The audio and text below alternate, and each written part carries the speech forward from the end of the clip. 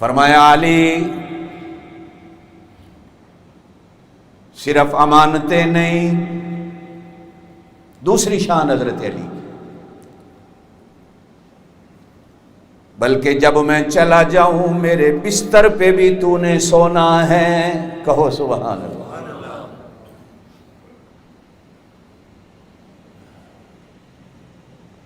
بڑے کے بستر پر بچے نہیں بیٹھتے، بڑے کے بستر پر اور پرائے لوگ نہیں بیٹھتے کہ یہ بڑے کا بستر ہے۔ نبی کے مصلی اور منبر پر بھی کوئی ہر آدمی نہ کھڑا ہو سکتا ہے نہ بیٹھ سکتا ہے۔ نبی کے منبر پر بھی وہی بیٹھتا ہے جس کو اللہ چاہے، نبی کے مصلی پر بھی وہی کھڑا ہو سکتا ہے جس کو اللہ چاہے، اور نبی کے بستر پر بھی وہی سو سکتا ہے جس کو اللہ چاہے، اس لیے کہ وہ شان والا ایسا بستر ہے۔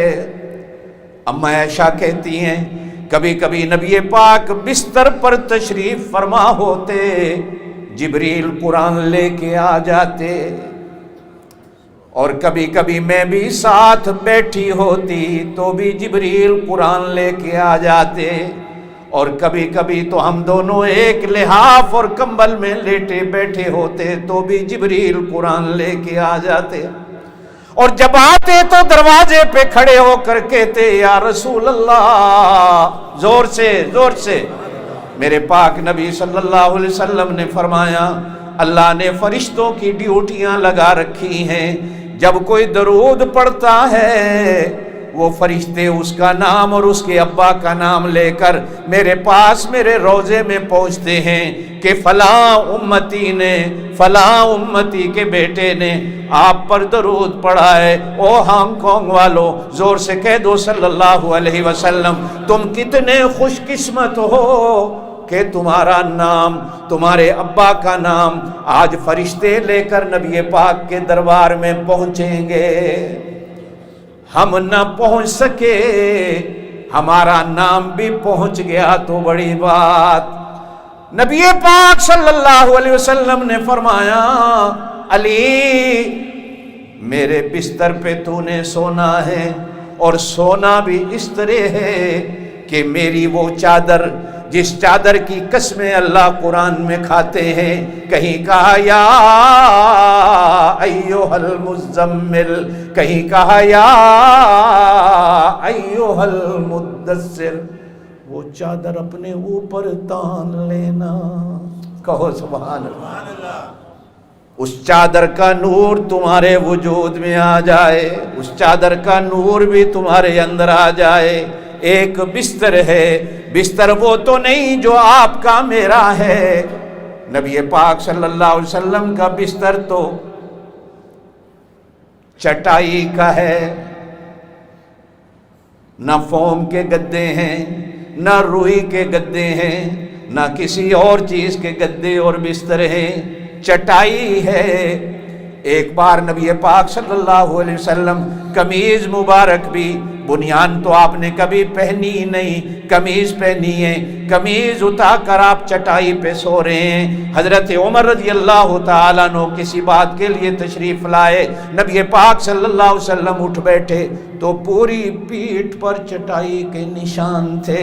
حضرت عمر دیکھ کر رو پڑے، عرض کی اللہ کے رسول اگر آپ اجازت دیں میں آپ کے لیے نرم نرم بسترے بنا دوں۔ ہائے ہائے، آپ کی پیٹھ دیکھ کر مجھے دکھ ہو رہا ہے، ہم تو آرام سے سوئیں لیکن آپ کی پیٹھ پر چٹائی کے نشان بن جائیں۔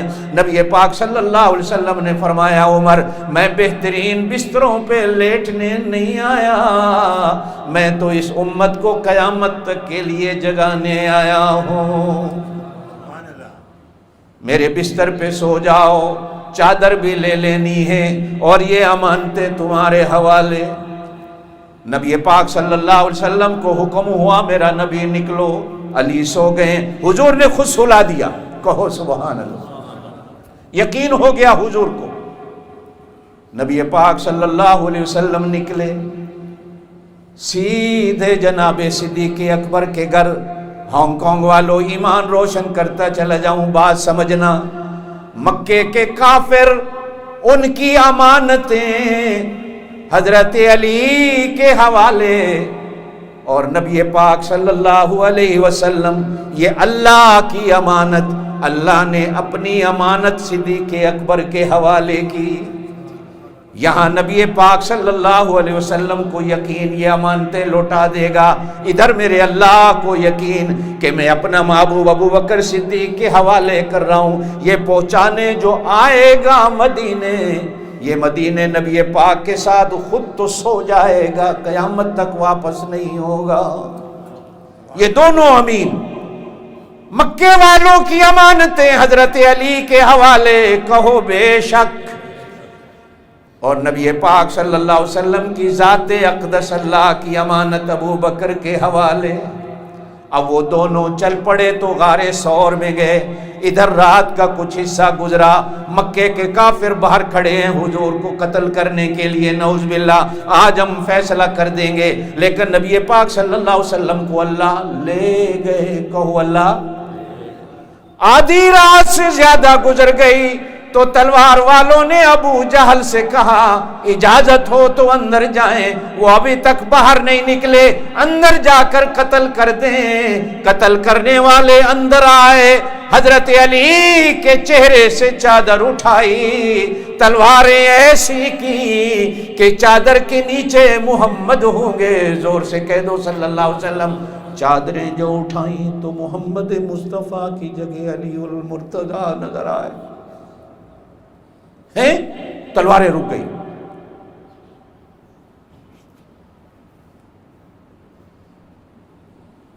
تلواروں والے پوچھنے لگے تم یہاں کیسے آئے؟ حضرت علی کہنے لگے وہ لایا. زور سے بولو سبحان اللہ. حضرت علی کہنے لگے میں آپ پہ نہیں آیا. آپ کا اور میرا بھی یقین اور ایمان ہے کہ حضرت علی آپ پہ نہیں آئے. جو نبی پاک کو لے گیا اس کا حکم تھا بستر پہ کون سوئے گا، آگے آپ کو کون لے جائے گا. یہ تقسیم میرا اللہ کر رہا ہے، یہ نمبر میرے اللہ دے رہا ہے، یہ بانٹ میرا اللہ رہا ہے. یہاں یہ وہاں وہ. مجھے اس نے سلا دیا، وہ مجھے یہاں لے آیا. کہنے لگے وہ کہاں گئے؟ کہ وہ چلے گئے.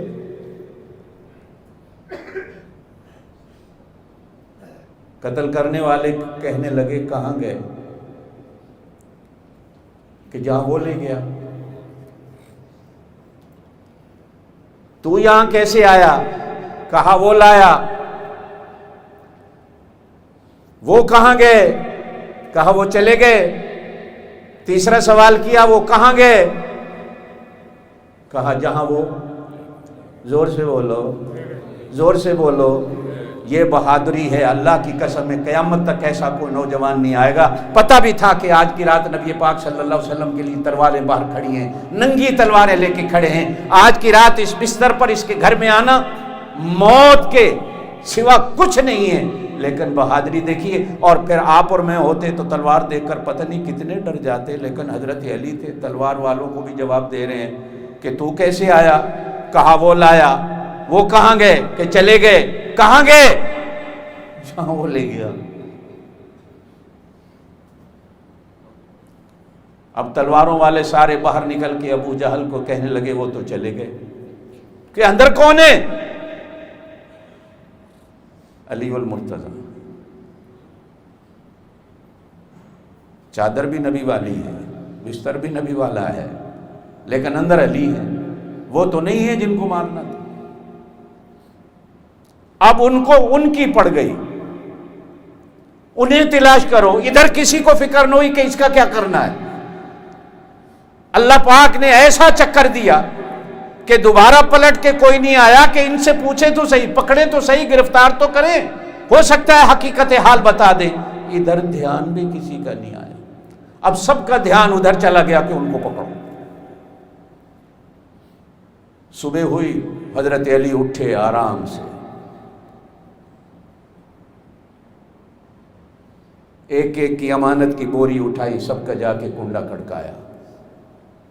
تمہاری ہے؟ کھول کے دیکھ لو، پوری ہے. جی پوری ہے.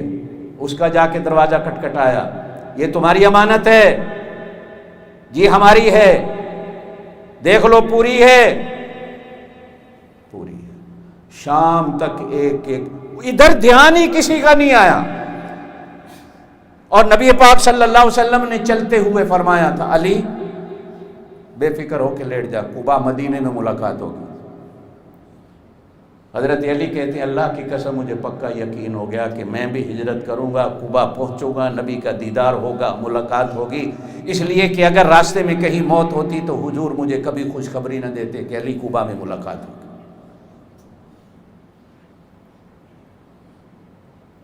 کسی نے حضرت علی کا راستہ نہیں روکا.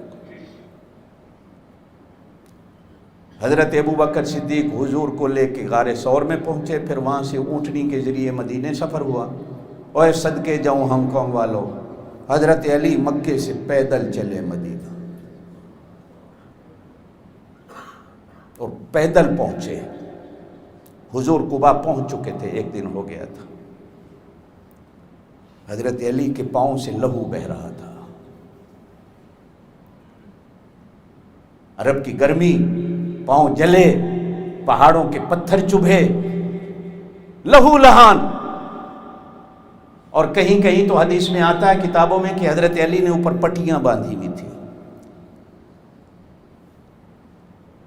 نبی پاک صلی اللہ علیہ وسلم نے حضرت علی کو دیکھا, خوشی کا اظہار فرمایا, لیکن جب پیروں کی طرف دیکھا تو نبی پاک صلی اللہ علیہ وسلم نے اظہار افسوس فرماتے ہوئے کہا, علی یہ کیا ہوا؟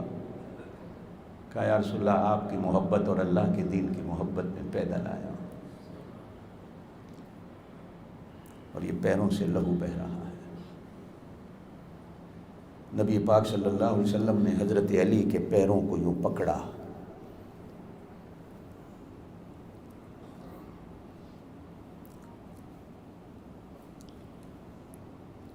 دیکھ رہے ہو جہاں جہاں سے لہو بہتا ہوا نبی پاک صلی اللہ علیہ وسلم کو نظر آیا, میرے پاک نبی نے اپنی تھوک مبارک